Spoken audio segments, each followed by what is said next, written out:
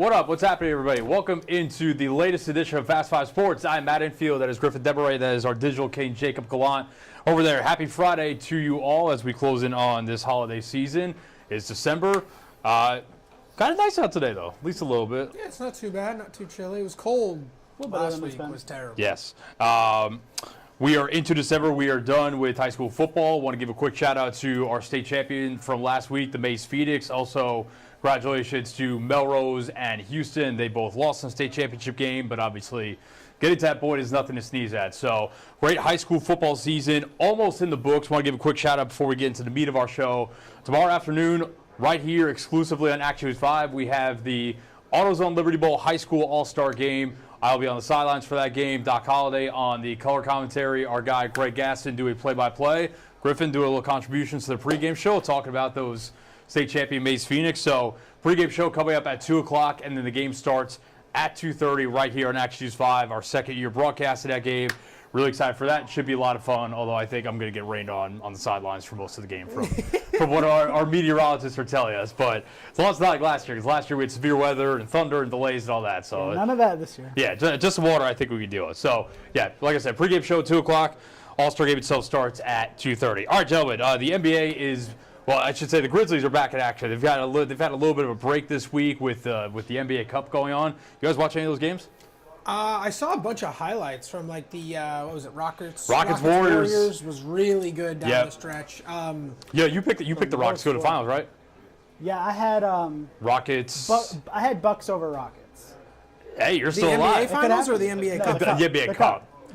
Not the NBA Finals. No, I don't think the Rockets are ready for that. I had Thunder over Knicks. My Knicks got Trae Young. Your arch nemesis. Yeah, he is New York's. He's probably New York's most hated athlete right now. He's definitely really high up there. Although I have thoughts about, like, he played well the other night, but yeah, like Jalen Johnson, DeAndre Hunter, they have a bunch of these other guys that play well on top of that. But either way, so everyone else in the NBA has had a little bit of time off. A bunch of games got in action last night. Grizzlies back at it tonight, facing right now their arch nemesis, the Brooklyn Nets. Which is crazy. The Grizzlies are 17-8 on the season. Two of those losses have come at the hands of the Brooklyn Nets, who I will say they're not great, but they have enough good players to where you catch them on a night where they're playing well, you're not playing at your best. They can make you pay. That's happened twice to the Grizzlies so far this season. So this is one of those replacement games for the fact that they are not going to they didn't make the knockout round for the NBA Cup, because that's kind of how this works.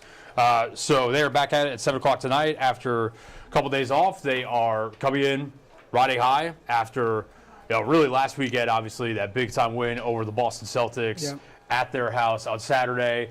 And then, you go to Washington and you play a terrible Wizards team, and they've got a bunch of guys not playing. John Morant, Desmond Bane not playing, but the Grizzlies throttle them as well. So, you look up now, and they are, at last check, I believe they are, with the Rockets win over Golden State, which does count for the regular season, I believe they are third in the West right now, behind OKC and behind Houston. But right in the thick of it, I think they're 3 games out of the top seed in the West and right behind Houston. And there's a long way to go. You don't want to get wrapped up in seed too much. But Houston is 17-8 as well. So they're tied. Yeah. Okay. So, but yeah, a lot of good from the Beale Street Bears right now. Yeah, I mean, I don't think you have too many complaints. I mean, it's pretty clear when everyone's on the floor together, this team is kind of as advertised a little bit. When all the pieces are gelling how they should, as long as you're not playing the ghost of Zaire Williams, you're doing great. And Dennis Schroeder. And Dennis Schroeder, yeah. Yeah, we said last week that it feels like the Grizzlies still haven't played up to their full potential yet. And, they haven't really had everybody all together at once. Zach Edey's doubtful for tomorrow, but that's an improvement over Elwood. Yeah. So, yeah. I think we should see him either Sunday against the Lakers, or after Sunday they get another 3 days off, because the NBA Cup final in Vegas is on Tuesday night. So in their next game after that, here next Thursday against the Warriors, which will obviously be a really good game, given that that rivalry has kind of been sizzling the last couple of years. But yeah, I think last Saturday to me was big, and the Celtics were coming in off a back-to-back. But at the end of the day, you go to the defending champs' house, a team that is favored to win it all again this year, and we talked about they went on that run where they had 7 out of 8 games at home, and I think they won 6 in a row coming out of that. And I think we said, that's awesome. They're taking care of business. They're doing what they're supposed to do. But to really legitimize themselves as a team that's going to be fighting for a top 4 seed and maybe putting themselves in position to go on a deep playoff run. We got to see them do this against some of the best teams in the league, not teams that are probably not going to make the playoffs. So to do that against the Celtics in the manner that they did as well, I think the big thing with that game to me was the Grizzlies were better in crunch time in the fourth quarter, because that was something that bit them a week and a half ago. You think about that game in Dallas against the Mavericks when they're up by 15 late in the game. Crunch time offense kind of falls apart a little bit. And to be fair, they also did that 2 nights before the Celtics game against the Kings here at home. That was a little bit more of a grittier, like sloppier end to the game. They just kind of found a way. But the Celtics, I mean, they just really executed their offense well down the stretch of that fourth quarter and got the stops that they needed. Jaren Jackson Jr. continues to play like an all-star. I think he had 16 points in the fourth quarter that night. We're seeing with him specifically, I think we're seeing the fruits of everything bad that happened last year. And when there were a lot of nights, it was basically Jaren and a couple of role players and then a bunch of dudes that you had never heard of before. And it put him in a lot of situations that were probably uncomfortable for him at the time and created some inefficiencies last year. But it has resulted in him taking his offensive game to another level, and we're seeing that night in, night out. Yeah, and I think you hit the nail on the head. When we sat up here, I think it was probably 2 or 3 weeks ago, we pulled up the schedule of those 6 straight home games, and it was a lot of cupcakes. It was the Bulls, the Blazers, teams The like Wizards, that. yeah. And yeah, they went on a nice run, but I think those games were important to kind of find that gel that we were all been looking for a little bit. Yes, Edie's not there, and a couple other pieces maybe aren't fully back like Gigi and Vince, but that core has not played together too many games in the last 2 years. It's been few and far between. So getting those games against maybe inferior competition to kind of click a little bit more leads you into a game like at Boston where down in crunch time, you got guys feeding off each other perfectly. Also, I'm not dunking anymore Morant with the With the double clutch. Yeah, nuts. Nutty dunk good. Do you guys know where the Grizzlies rank in offense this year? They are offensive rating. Number 1. Yeah, and I think they're the only team in the league, if I'm not mistaken, that's top 10 in both offensive and defensive rating. That I hadn't seen, but yeah. I believe that's true. Don't quote me on that, but I'm pretty sure that's true. Almost like Taylor 122 Jenkins. a night. Oh, okay. So that is points per game you're looking at. So offensive rating, defensive rating looks at points allowed per 100 possessions. That just kind of evens it out a little bit. But in terms of putting everyone on baseline. But yes, I could see that. And I think they would go from, I think last year was such a throwaway year, but they were the worst offense in the league. Yeah. So it's a lot of what we talked about, before the season. And in terms of the new coaching staff coming in and implementing these new ideas, thing is they are still dynamite in transition, which has always been their calling card since John Morant has gotten there. They're still one of the best transition teams in the league. I think this year they are adamant pushing the pace even more, and we're seeing that play out. But now the half-court offense is better as well. I think they're 15th in half-court offense this season, which is not incredible, but it is an improvement from the 22-23 team, which I think was around 20th, give or take. So, like you said, they're in transition so often that if you can just stay middle of the pack in half-court offense, because you're going to blow teams away in transition, you just got to be somewhere in that middle pack to be, I think, one of the better teams in the league. And I think they have so much lineup versatility in terms of they can go small with a bunch of guards. Ja, Scottie Pippen Jr., when you throw Vince out there, Vince is a little bit bigger than those guys, but you throw another ball handler. They could go big. You go Brandon Clark and Jaren Jackson Jr. You want some shooting, you can go Santi Aldama and Jaren Jackson Jr. When Zach Edey gets back, you can go Jaren and Edey and throw out a monster lineup. They just have so much. Jay Huff, another shooter you can put out there as well. Just so much lineup versatility. Marcus Smart, another ball handler that I think really they can play any type of style, and so far they've shown they can be effective at it. So, yeah, I want in this month. They're going to have some tough games this month. I believe you have the schedule. I do. You usually do. Got Brooklyn, Lakers. Yeah, I think, okay, so Brooklyn at LA on Sunday against the Lakers. Home against Golden State will be fun. I think Golden State has kind of hit a bit of a wall. I still think they're going to be a playoff team, but they're running into some issues. Unless Draymond has Rudy Gobert on a one-on-one. Yeah, and then he just walks him down like he's prime Braun. And he's Braun. unguardable. Yeah. Just walks him down like he's prime Braun. I think Golden State just run into a bit of an issue of Steph is still awesome, but they might not have. They need to figure out who their secondary guy is to make his life easier at the end of these games. A lot of trade rumors circling around. Atlanta's interesting because I watched Atlanta against my Knicks the other night, and I've long had questions about Trae Young, but I do think Atlanta has they have enough versatile wing defenders that can also score and do other things. Jalen Johnson, DeAndre Hunter, even Reese Shea, who was probably the most unheralded first-round pick or first overall pick maybe ever.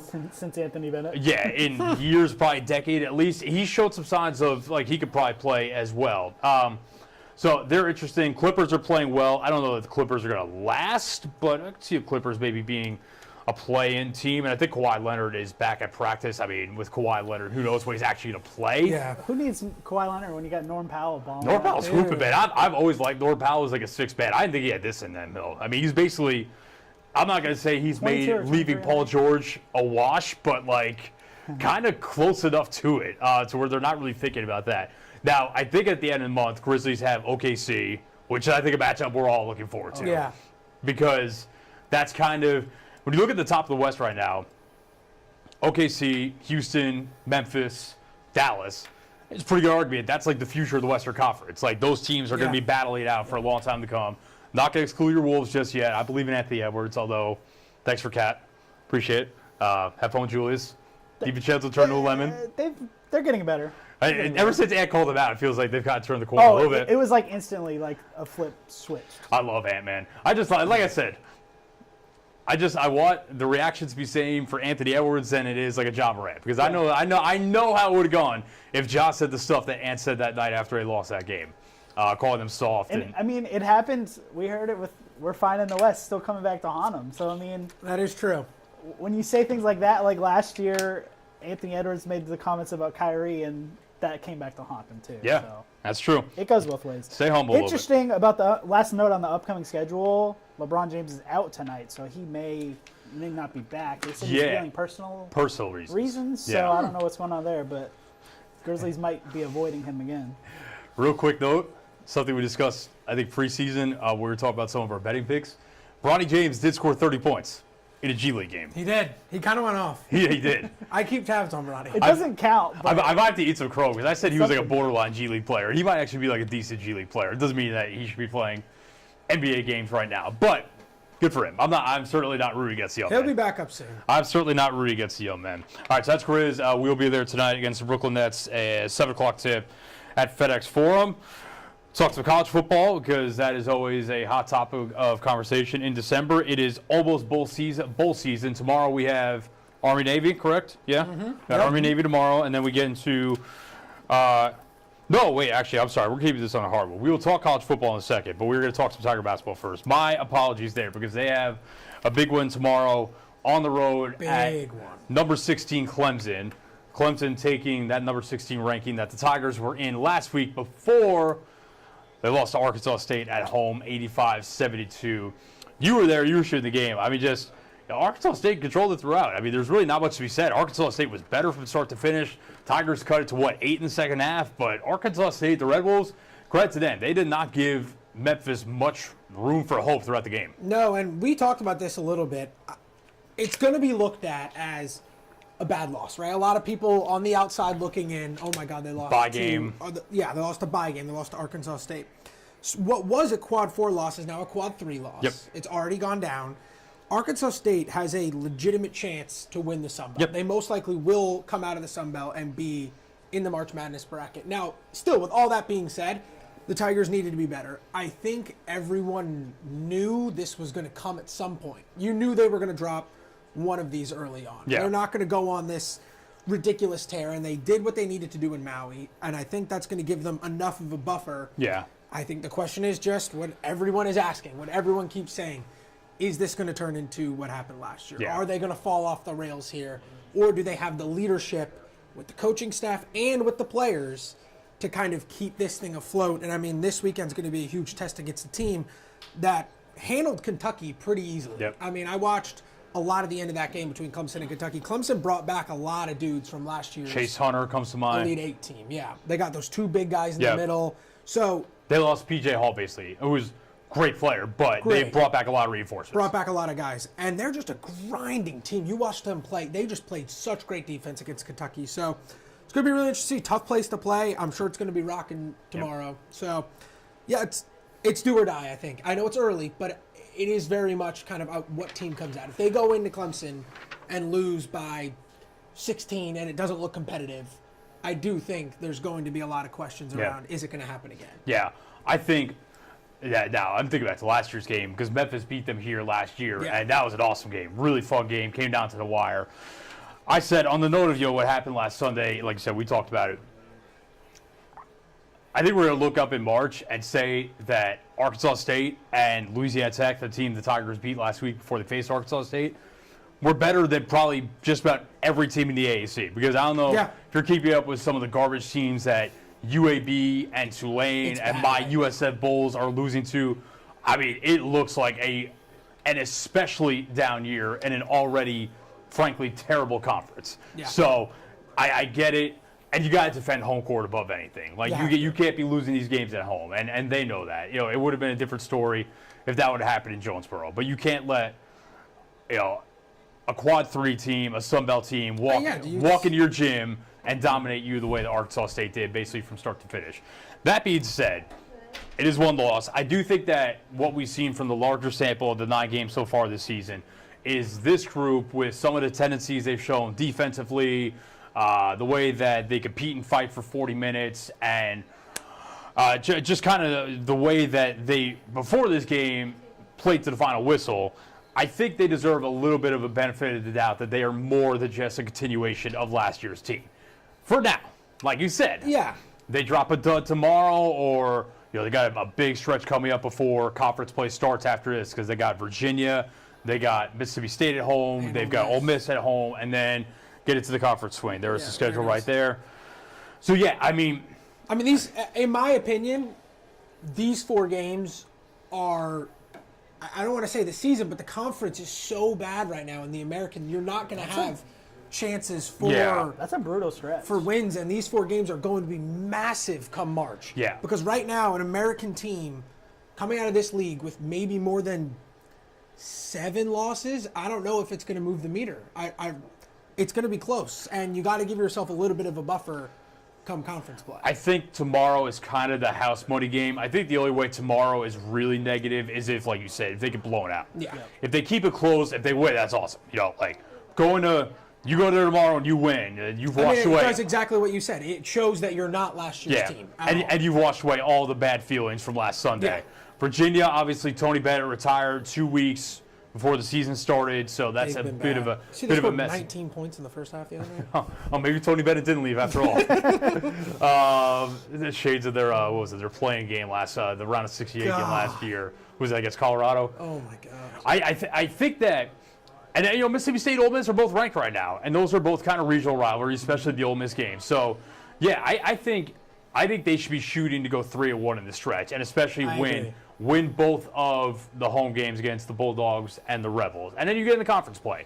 At the end of the day, if they play to the level that we know they are capable of in conference play, and they take care of business and win the regular season and then make a deep run in the conference tournament, if not outright win the conference tournament, they'll be fine. Yeah. But, I'm with you. Tomorrow, you want to see the team that showed up in Maui much more than the team that showed up at FedEx Forum last week. Yeah, you want to see a bounce back at the end of the day.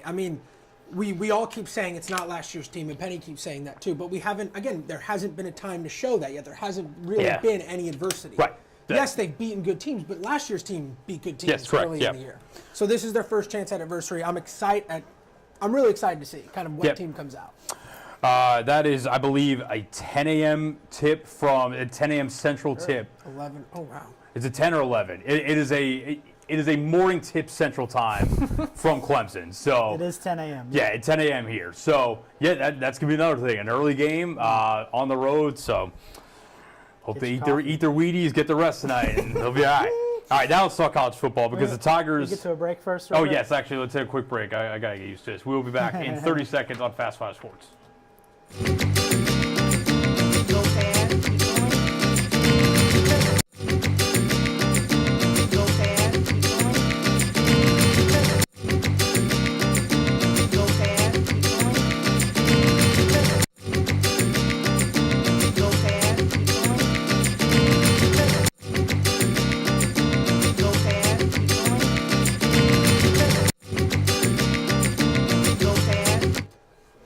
We're back on Fast 5 Sports alongside Griffin Demarain, Jacob Gallant, I am Matt Infield. We are transitioning from Tiger basketball to Tiger football. It is about to be bowl season, like we mentioned before. Army-Navy, the annual game coming up tomorrow. That's going to be one of the best Army-Navy games in a long time in terms of how good both teams are. I mean, Army followed in Memphis' footsteps and waxed Tulane in a conference championship game. Yeah. So, congratulations to them. You're one in the league. Me and Griffin were just looking at the Army quarterback stats this year. He's been insane. Bryce 29 been rushing going touchdowns. nuts. Oh, yeah.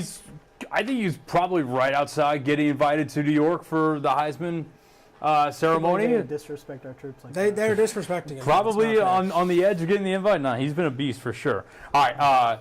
But the Memphis Tigers have one of the I'm not going to say one of the easiest. They have one of the earliest bowl games. It's coming up on Tuesday. The Scooters Coffee Frisco Bowl. Want to give a quick shout out to Scooters Coffee. They hooked us up with some gear here at the station. They did, Some yes. socks, a little coffee koozie. So Yeah, we got a little helmet, a little football. hey, yeah. the Scooters Coffee over on Poplar. Bunch of cool stuff. Go check them out. I've had them a couple times. They're pretty good. They're taking on a West Virginia team that went 6-6 in the regular season. Fired their head coach. They have since. Man, it's a season for reincarnations and second acts in college football coaching circles. Think of UCF and Scott Frost at West Virginia, running it back with Rich Rodriguez, who obviously was the head coach there for one of the most successful periods in program history. Yeah, And we were just looking at, before we came on, Rich Rod's coaching history. And it's very interesting. Yeah, he was at West Virginia from 01 to 07, right there in the Steve prime. Slayton When days. they were White. Pat White. They were fantastic back Yep. then. Back during the glorious days of the Big East football. Yep. And from there, he went to Michigan. Obviously, everyone remembers the Appalachian State block kick, return for a touchdown, all that. Then he went, what was the next one after that? Arizona until 2017. And then he was just kind of bouncing around. He was at Ole Miss for a hot minute at the quarterback's coach. Took a vacation in Offensive Hawaii. coordinator, yeah, was an analyst in Hawaii. It sounds like a pretty sick gig. Then he's been at Sounds Jacksonville State for the last 2 years. Just won the Jacksonville conference State championship. Had things going this year. Yeah. So, I don't know. Like you said, it's kind of the... So Everyone's coming back. West Virginia will be coached by their offensive coordinator Chad Scott for this game. Now, interesting. We taped our last episode of the Ryan Silverfield Show for the season, our bowl preview episode that you can watch Sunday at 11 on Action News 5. And we brought up with him, do you expect, as far as like roster turnover and whatnot, because a lot of times head coaches leave or get fired, a lot of guys jump in the portal, and then teams cannot field a roster. Certainly, right now, the team that's the poster child of that is Marshall, who let go of their head coach, and their entire team has jumped in the portal, and they may not be able to field a team for their bowl game. Ryan said that actually Memphis has had more players jump in the portal than West Virginia has. Really? Not. I would say a ton of like impact players from Memphis, but West Virginia will have a more complete roster in terms of numbers than Memphis will, which I thought was kind of interesting. The line movement on this game has also been very intriguing as well, because it went from like West Virginia +3, I think, to open. I think Memphis is like 5-point favorites now. Wow. So That there was makes a more sense. lot of money on Memphis. I was not buying the West Virginia being favored in this game. at all. That was to be a little bit of power conference, Big 12 bias, and whatnot. Looking at the portal, according to On3, there's only 5 West Virginia players in the portal. Yeah, which is surprising It's for very a team that surprising. just fired their coach. Well, let's take him. I don't know how much.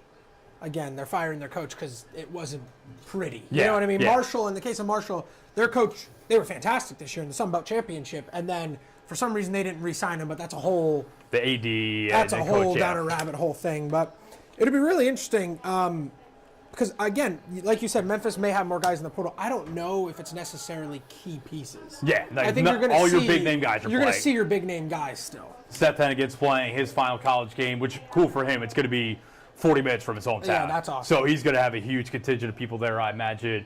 Talked to Mario Anderson on the Ryan Silverfield Show the other day. He's playing.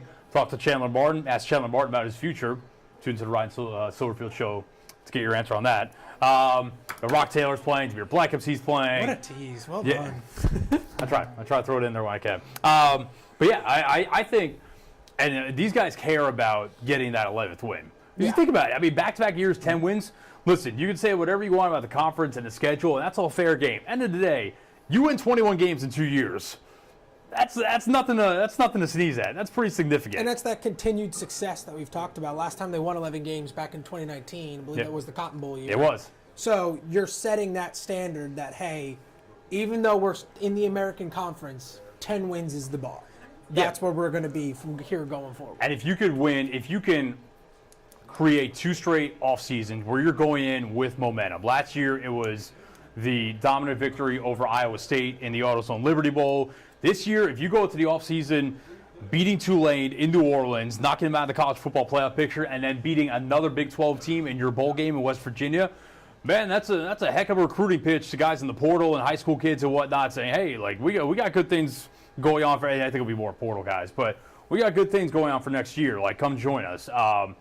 So yeah, I think not for nothing. If you win, you end the season ranked as well. Yeah, for sure. We were talking about Memphis portal earlier. I'm not trying to jump coaching moves first, but talking about the portal, it's interesting. I see the names you got on there. The quarterback stuff is very interesting to me because you're bringing in the highest quarterback recruit, Antoine Hill Jr. in program history, and yet you're being linked to multiple quarterbacks. It's interesting. Do you guys think they go bridge guy with a Chandler Morris, Preston Stone, or throw Hill right to the Wolves right away? I think that my thought on it is a program that could be on the cusp of winning 21 games in 2 seasons and is going to have a lot of talent returning next year and the resources to add more talent in the portal than basically any other G5 school. Yeah. I don't think they are going to be content with saying we're going to retool for next year and then be competitive in 26. I think they're going to go for it again next season. And to be honest, I think that's the smart move. Now, you have to manage the personality. I've never talked with Antoine Hill Jr. I don't know what the ego's like. I don't know if that's something he's going to be on board with.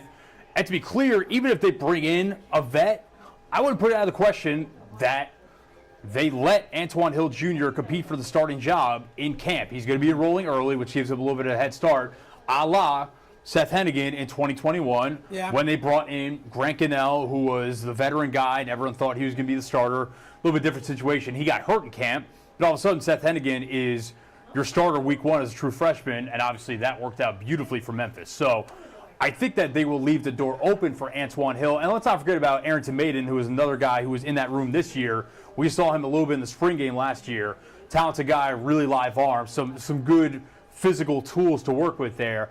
I think that they can open up the competition, but I don't think Ryan Silverfield and company are going to go into next year saying it's either Arrington Maiden or Antoine Hill Jr., and we have no veteran viable option to start. Yeah. And I mean, the 2 guys I named were just 2 guys that I've seen kind of circled around. Yep, I've seen a too. lot. And Chandler Morris at North Texas, North Texas. We saw what he did against Memphis this year. Yeah. Tigers won that game, and he tore them up. He was fantastic. And Preston Stone was SMU. billed as supposed to be one of the best quarterbacks coming into the season just throughout the country. I mean, I heard his name thrown around everywhere. Got off to a slow start, was benched for Kevin Jennings, who's been amazing at SMU. And, now Stone's looking for a new home. It'll be interesting because I think Stone is going to be a guy who's going to have more Power 4 offers. Yeah. But the question is he going to go to a Power 4 where you're going to have probably a much stronger competition, or come to a Memphis where you're battling a true freshman? Yes, he is very talented, but he is a true freshman. So the portal stuff's very interesting. I think it's just all about, and I do trust this coaching staff. From everything I've known with Ryan and Tim Ramsey and that whole staff, they're good about managing situations like this and keeping players happy and whatnot. But you are going to have to make sure that your 4-star quarterback recruit, if he's not starting week 1 next year, is cool with that. And if he's all right with maybe taking a red shirt or just being a backup, whatever it might be. I would imagine if he's not starting, he's going to take a red shirt. But, I mean, that could also play out throughout the season. But, yeah, I can't see this staff that clearly is – I think they're frustrated they haven't got to a conference championship game yet. Yeah. I don't think they're going to sit there next year with all the talent they could potentially have coming back and say, nah, we'll give it a go next year. Well, I mean, we've seen that work other places. I mean, Ole Miss 2 years ago, Jackson Dart started the whole season. It was okay, ended up finishing 8-4.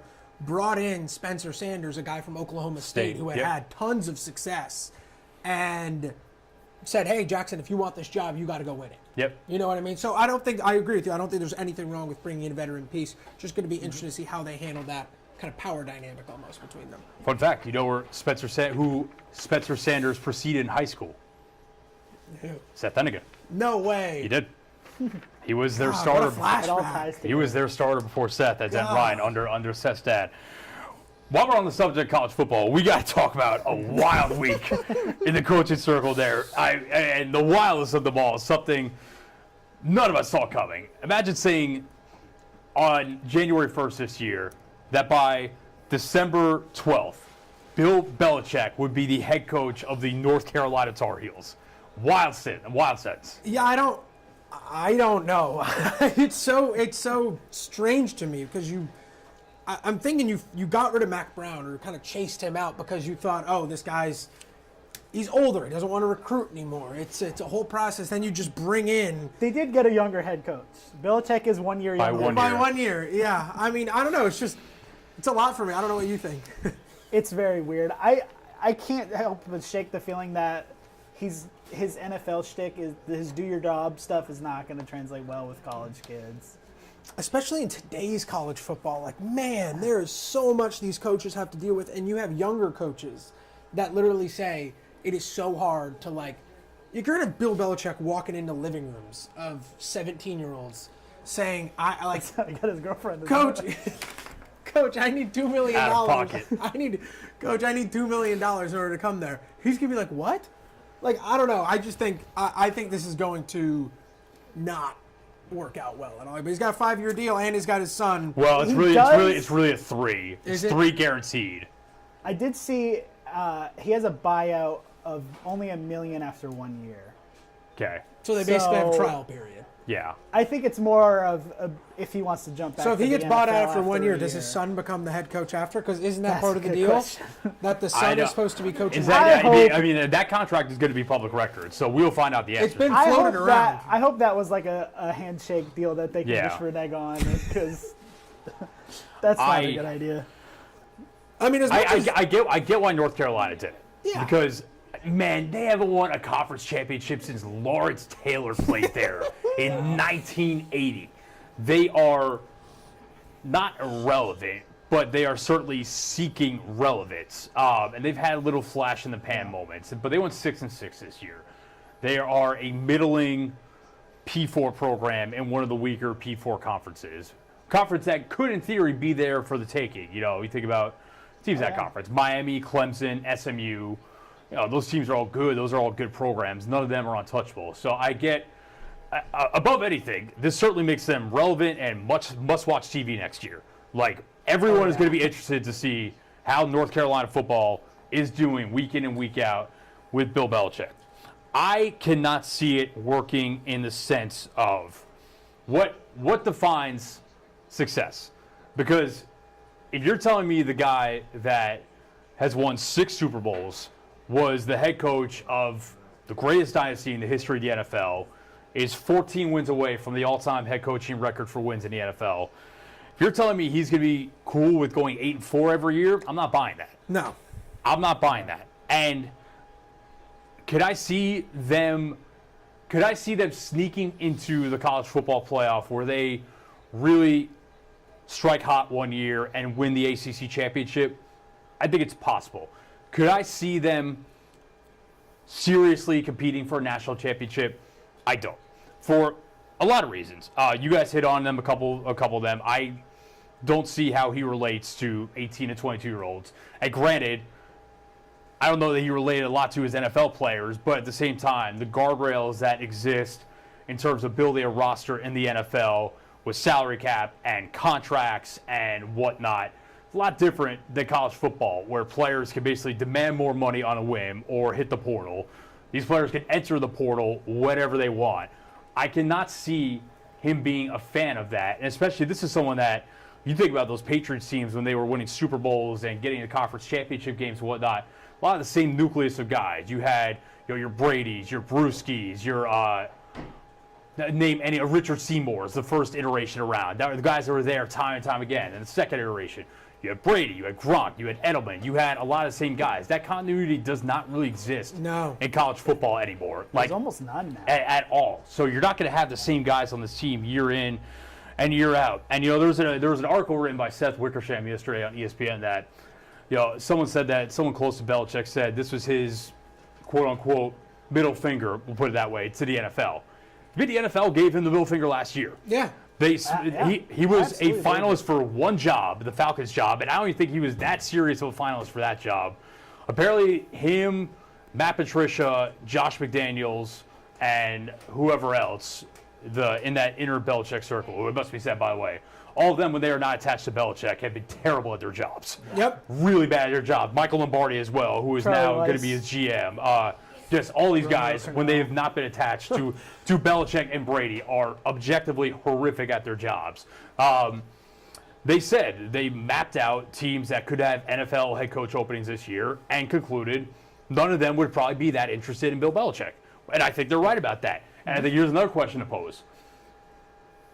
I think North Carolina, a job of this tier, is probably the only job he could land. Do we think any big-time college programs that are serious about competing for national championships would hire Bill Belichick? Let me throw out this hypothetical. It could have been very real. If the Ohio State job opened up. I knew he was going to say that. No, but seriously, No. do we think they would consider Bill Belichick? Because I don't. No. Not for 1 second. No. I don't think they're answering the phone. No, not for 1 second. They might give him a conversation out of respect for what he's done for the game. That's it. There's just so much unknown with it that you really don't know how he's going to recruit, how he's going to deal with the transfer portal, and how his shtick's going to transfer to the college level. I mean, his shtick wasn't working at the end of his NFL career. Yeah, except once Brady left, yeah. Once Brady left, they went down the tubes completely, and he lost. It looked like he either didn't care or he lost control, and he didn't have that same kind of respect that he always had before. Let me also say, from an X's and O's perspective, now I do think Bill Belichick defenses against 19-year-old quarterbacks might put some of them in the blender. I have no doubt about that. Yeah. But offensively, I mean, when you remove Tom Brady from that equation, his teams have been horrendous offensively for a long time, and his talent identification on offense, I'm thinking skill position guys and offensive line, even quarterback, Mac Jones. What's the receiver? The N'Keal Harry they took in the first round. Some of the offensive linemen they drafted late in his tenure there. Really bad. Really bad talent identification across the board. So, yeah, I just don't really see it working. I could be wrong. And I don't blame North Carolina for doing it. Because you want to splash. You talk about the relevance and whatnot, but I just don't see it working out. Swing. All right, let's hit because we got limited time. Let's hit real quick. Playoff predictions. What do we got? Can you pull up a bracket real quick? Yes. Do you have one available? Because basically, stand by, I'll work on it. What everyone's talking about is that the 1 seed Oregon now has a tougher road to a potential championship game than, let's say, the 2 seed or the 3 seed. Well, the big one is the boy. Then everyone compares it to Penn State and says, "Well, Penn State lost to Oregon in the Big Ten championship game, and Penn State plays SMU, and then if they win, they play Boise State." Yeah. So it's like, but that's not what people have to realize is that's not going to change until they make it to where you win your conference, you don't get a top 4 seed. No, and that's I agree with a berth. Yes. You get in, you shouldn't get a top 4 seed. That is how you solve for it. winning the Big 12 this year. Yes, that is how you solve it. You give automatic qualifications to top 4 highest ranked conference championships, but you don't, or champions. You don't give them an automatic top 4 seed. No, though. that's how this changes. Because then if you look at it, then Boise State would be at 9. All right, do we have this up now? I see it there. Okay. There's your bracket. I'm telling you, Tennessee, Ohio State's interesting. It's going to be so much fun. That's gonna Tennessee, be Ohio a State is really good interesting. game. Ohio State is pretty big favorites, and I don't know if I totally agree with that at all. So I think we get round of 8 will probably be Notre Dame, Georgia. Audi, appreciate the ad. Good cars, but we're going to get you out of here for now. Good Christmas gift. So it'll be Penn State, Boise State. Man, I'll call it out. I'm taking Tennessee. All right. I'm picking Tennessee over That's Ohio bold. State. And then we'll go Texas, Arizona State. Semis, I'm going Arizona State, Oregon, Penn State. I'm going Notre Dame. We have no idea what Georgia's quarterback situation looks like. So it probably lines up Notre Dame, Penn State semifinal. Oregon, Texas, or Oregon, Arizona State semifinal for me. Yeah, I think Oregon's been the best team all year. I've got them winning it all. What about you guys? All right. Call me crazy, and I swear to God, this is not You're SEC crazy. bias, but I think Georgia's going to find a way to win it. Ooh, if they do it. They do it. I don't know, man. I know they're not that good. I know they're not that good this year. But every game, they find a way. They just keep finding ways to win. Everyone said Texas can have them this time. Carson Beck got hurt at halftime, and everyone's like, oh, it's over. And then the backup came in. I don't know if you guys saw that play where he got leveled. Oh, on yeah. the 5 One of yard the line. craziest hits of the season. Never seen that in my life, and he didn't fumble the ball. But I think they just find a way. I don't believe in Texas. So there's my SEC bias gone. I don't believe in Quinn Ewers either. I don't believe in Quinn Ewers at all. I just think Georgia's going to find a way to kind of run the table here. I'm going to go Georgia. Oh, God. I don't want to say Oregon. I'll say Oregon. It's cookie cutter, but The only thing I know for sure is that Texas does not want to see Georgia again. No. Well, don't worry. They don't have to see each other until the national championship if that's the case. Yeah. I also think it's probably Oregon. They really, they're the only team that's hasn't played a poor game. Man, if Ohio State got a this different point this draw, year. I'd feel really good about them making a run. But God, that is it's a gauntlet. That's so tough against that But- Tennessee defense, and then having to play Oregon again. I mean, it's their own doing. That's what happens. You lost to Michigan. Yep. That's Yep. Because you would have made had your a much own higher bed. seed. Yeah. Let's hit Heisman real quick, take a last break, and then come back and wrap it up. Travis Hunter. All the respect to Ash Jetty. It's gonna be Hunter, but I think Genty should win. I think it should be Genty, but it's going to be Hunter. Ugh. Y'all don't respect. He's going to break Barry Sanders' record. What is it? What he's going to what break. defensive position does he play? He doesn't. I'm not having this argument. We don't have enough time. We don't have enough time. Hunter We're not Heisman based on snaps, but or being top 5 in the country, 2 positions. Oh, man. All right, quick break, and we'll come back to wrap this up. Be right back. All right. Go fast, keep going. Go fast, keep going. Go fast, keep going. Go fast, keep going. Go fast, keep going. Go fast, keep going. Go fast,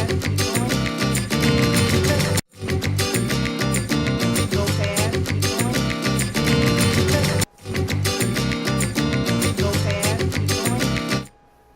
All right, we are back to wrap up Fast 5 Sports.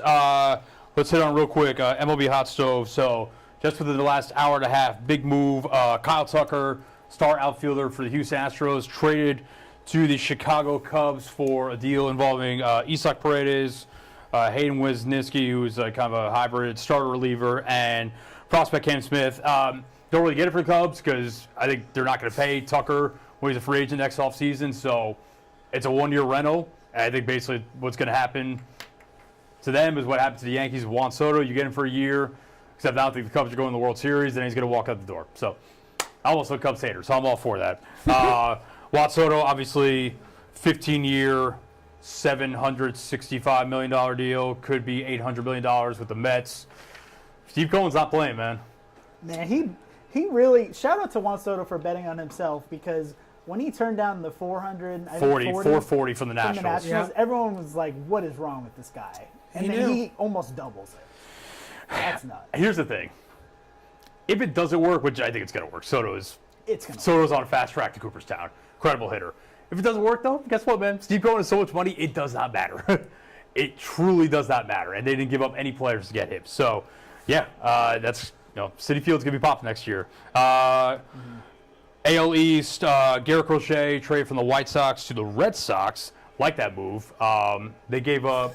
someone's playing with the camera. We're just checking out the fresh market. It's It's all going crazy behind me. Is it wind? It's not even windy out. What's going on? No, I think someone's moving it back in the weather right. center. The control room's moving it. They're always up to no good there. All right. You like Crochet to Boston? I listen, man. He's 25. Oh, I love it. I think there's a non-zero chance if they let him get a full workload of innings next year. I think he could win Cy Young. I love that move. They needed to make a splash, especially the Yankees keep making moves.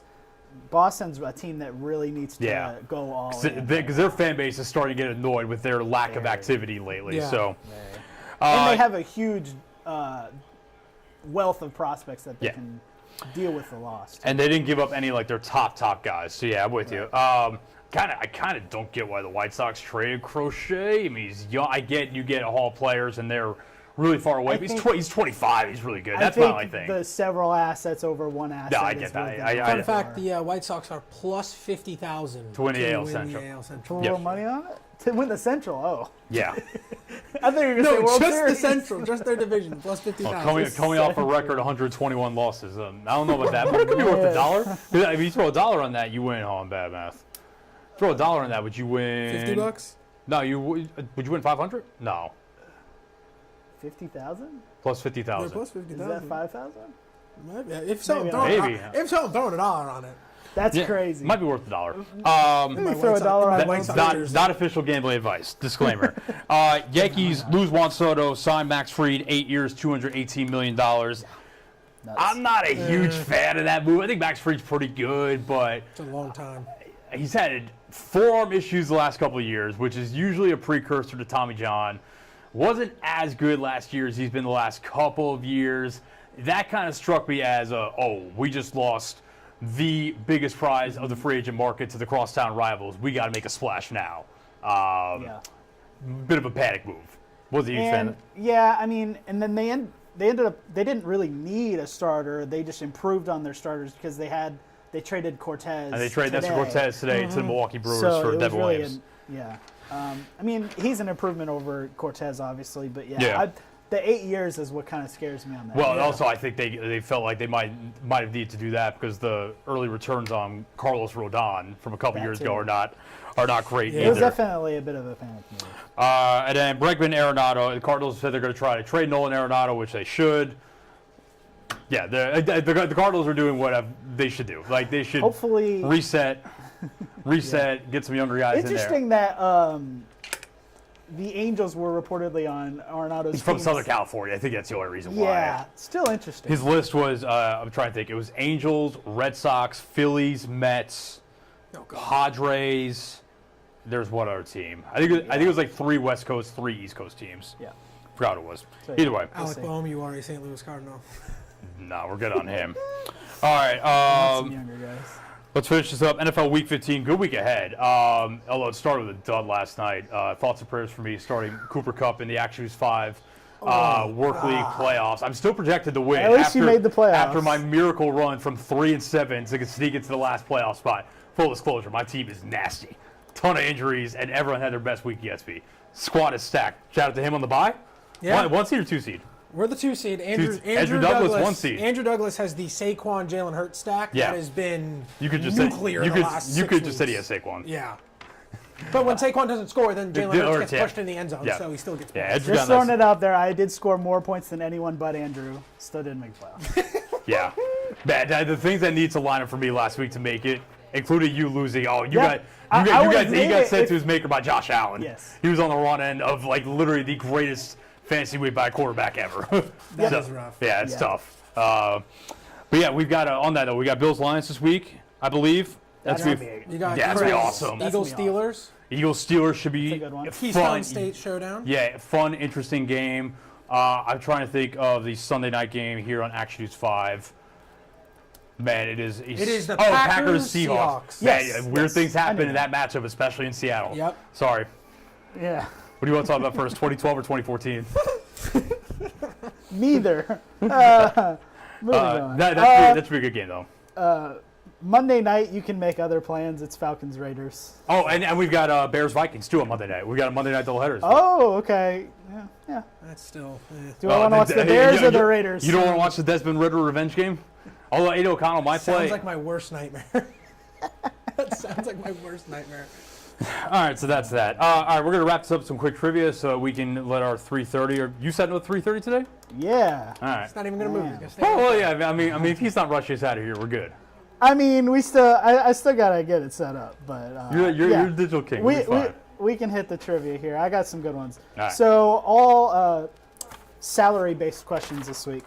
God, okay. So Bill Belichick is making $10 million per year with North Carolina. Yep. Can you name the 5 head coaches that will be making more money than him? Okay. Kirby Smart, Yes. Dabo Sweeney. Yes. 11. I believe Ryan Day. Yes. By a little Yeah, bit. it's like I you might be out of luck here because I saw this graphic the other day, or I saw it somewhere. I'll let you go. 2 more. DeBoer on there? No, he's DeBoer is 10. also making 10. Yeah. So All right. they'd be tied. Blanning. No. Sark? Yes. Yeah, it's like Sarkisian's making 10.6. it's not Lane. Lane's at 9. This guy's a bit of an underachiever so far. Norvell's at 10, right? Norvell is also tied with him. Yeah. A bit of an underachiever so far. It's not Luke Fickle. There's no way Sherrone Moore makes that much. Could you either. give me a region? West Coast. Lincoln Riley. Yeah. Good Lincoln call. Riley.